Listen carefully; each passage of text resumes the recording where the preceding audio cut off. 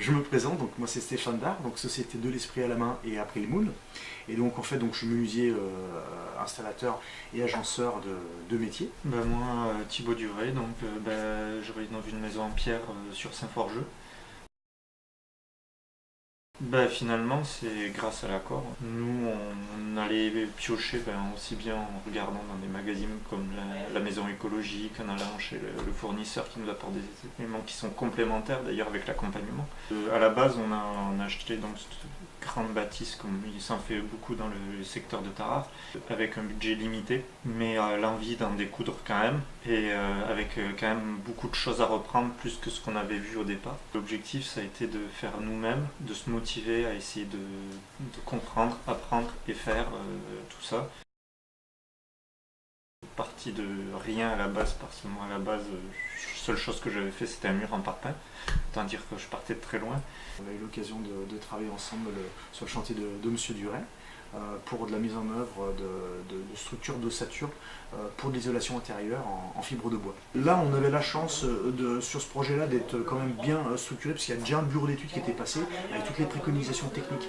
Donc on savait déjà avant, enfin très très rapidement, même sans avoir fait de diagnostic, je savais dans les grandes lignes où on était, on savait qu'on partait sur de la fibre de bois, voilà.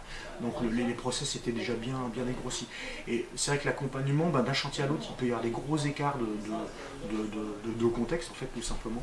Donc après c'est du cas par cas.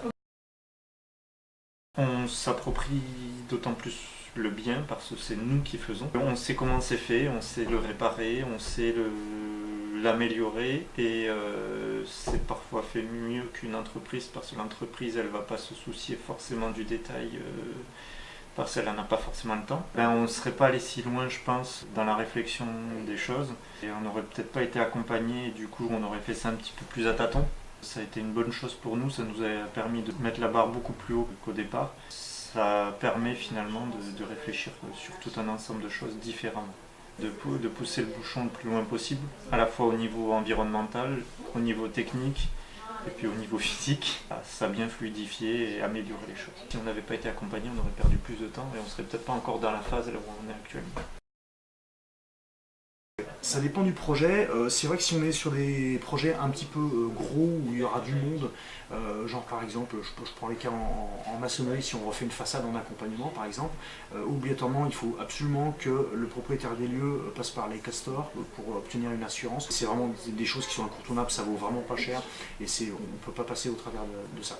Voilà. Après quand on est sur des chantiers, je dirais où la prise de risque est beaucoup plus réduite, puis on est 2 ou 3 autour du chantier, moi je suis resté avec mon assurance artisanale, je dirais standard.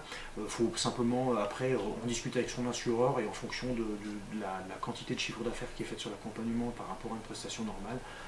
Voilà. Après la prise de risque est quand même pas la même que quand on va faire toucher de la plomberie, de la charpente ou des choses comme ça. L'avantage c'est que on part sur des prestations supérieures à ce qu'on aurait pu se permettre normalement. Ça devient vraiment à nous et à des budgets qui défient toute concurrence, sauf l'énergie personnelle bien sûr. Ouais.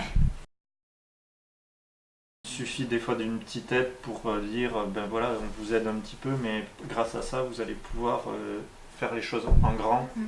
Pas forcément en grand dans le sens où Versailles haute, mais en grand dans le sens du qualitatif quoi. Au moment où il y a un petit truc tout simple, il faut nous montrer et une fois qu'on nous a montré on gagne du temps énormément quoi.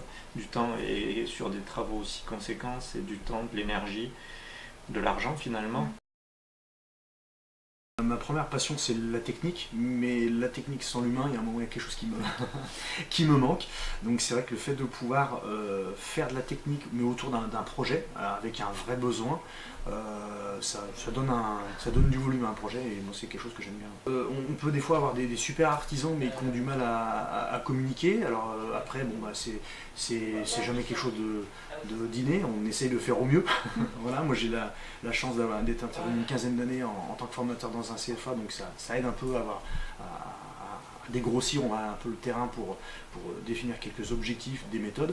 Alors on ne va pas du tout dans de l'accompagnement aussi loin que quand on fait un CAP sur 2 ans, voilà, le fonctionnement n'est pas le même, mais en tout cas l'objectif c'est d'essayer très très vite d'aller débloquer des petites situations techniques de manière à ce que le client puisse seul poursuivre le travail sans avoir de difficultés, sans se mettre en danger, parce qu'on travaille quand même avec des outils et des machines potentiellement dangereuses. Donc voilà, d'essayer d'aller chercher ces petits points de manière à ce que dès qu'on a terminé la journée, moi je vais repartir, des fois quelques semaines, des fois quelques mois, puis on peut se revoir après, mais dans ces intervalles, il faut que les choses puissent avancer vite, en sécurité et de manière le plus performante possible. C'est plus souvent des petits détails qui bloquent, alors qu'en discutant ça devient beaucoup plus fluide.